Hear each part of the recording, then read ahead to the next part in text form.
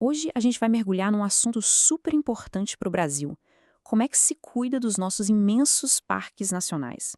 A resposta, olha só, passa por um modelo que está crescendo cada vez mais: as parcerias público-privadas. Olha só o nosso roteiro. Primeiro a gente vai entender o tamanho da coisa toda, a dimensão do nosso sistema de parques. Depois vamos ver o desafio que é lidar com cada vez mais turistas. Aí a gente entra nos modelos de parceria que existem e vamos focar bem no que é de fato uma concessão. Para fechar, a gente pesa os prós e os contras e entende qual é o grande objetivo por trás de tudo isso. Beleza, então vamos começar pelo começo, né? Para a gente ter uma ideia da escala, do tamanho do sistema do qual a gente está falando aqui. Então, o governo federal, por meio do Instituto Chico Mendes, que a gente conhece como ICMBio, é responsável por gerenciar nada mais nada menos que 340 unidades de conservação. E para a gente ter uma noção do que isso significa, esses parques todos juntos cobrem quase 10% de toda a área terrestre do país e mais de 20% do nosso território marinho. É uma área gigantesca para proteger e para gerenciar, né? Agora, vamos para a segunda parte. Ter toda essa riqueza natural cria um desafio e também uma oportunidade, claro. É que tem cada vez mais gente querendo conhecer esses tesouros de perto.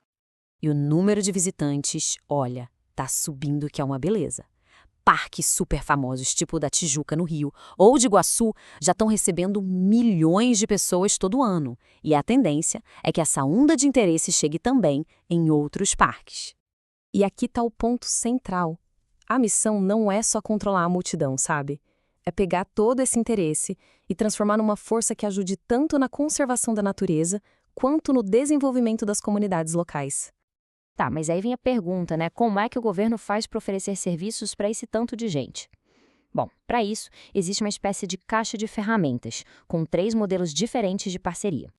Esses modelos vão desde os mais simples, de curto prazo, que são as autorizações, pensa num carrinho de comida, por exemplo, passando pelas permissões, que são de médio prazo, para quiosques que já existem, até chegar nas concessões, que aí sim são contratos bem mais complexos e de longo prazo, para obras grandes de infraestrutura.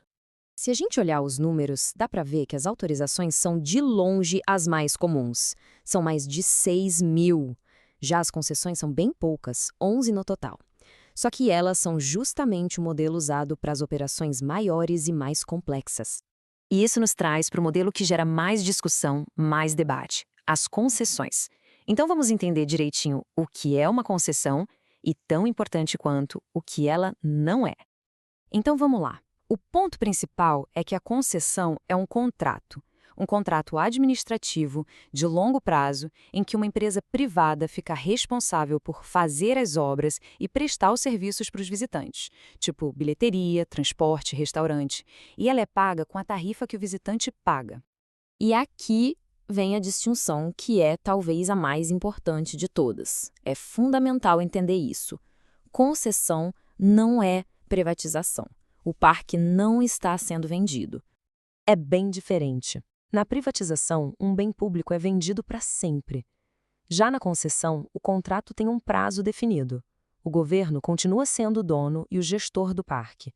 E no final do contrato, tudo que foi construído, toda a infraestrutura, volta para as mãos do poder público.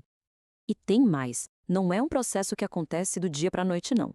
Para uma concessão sair do papel, o caminho é longo e é todo público. Passa por estudos técnicos, consulta pública, análise do Tribunal de Contas, tudo isso para garantir que seja transparente e que o projeto faça sentido.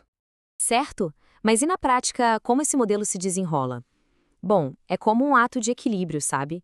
De um lado, os benefícios, do outro, as preocupações. Quem defende o modelo aponta vantagens bem claras. Por exemplo, infraestrutura modernizada como os centros de visitantes que foram revitalizados lá na Tijuca, ou as novas passarelas acessíveis em Iguaçu. E também agilidade, né? Os projetos saem do papel bem mais rápido do que se dependessem só do dinheiro público. Mas, por outro lado, existem preocupações bem legítimas da sociedade. Uma das principais é o preço dos ingressos, que pode ficar muito alto para uma parte da população. Outra é o impacto nas comunidades locais e a necessidade de garantir que essas parcerias tragam benefícios reais para quem vive ali no entorno, além de ter uma boa fiscalização social. No fim das contas, é importante lembrar que as concessões são uma ferramenta. elas são um meio para se chegar a um objetivo maior.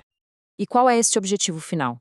É ter parques mais bem estruturados que melhorem a experiência de quem visita, ajudem na conservação da natureza e, claro, gerem desenvolvimento para toda a região que fica em volta.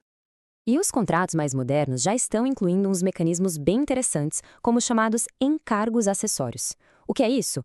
É uma parte da grana que a concessionária arrecada que é reinvestida diretamente em projetos sociais e ambientais, tanto no parque quanto nas comunidades do entorno. Vai além do serviço básico, sabe? Tudo isso nos deixa com uma pergunta para refletir, né? Como é que a gente consegue equilibrar da melhor forma o acesso do público, a necessidade de conservar e o desenvolvimento sustentável nesses nossos espaços naturais que são tão preciosos? Encontrar essa resposta é um processo contínuo, e discutir esses modelos de parceria é, sem dúvida, uma parte essencial dessa conversa.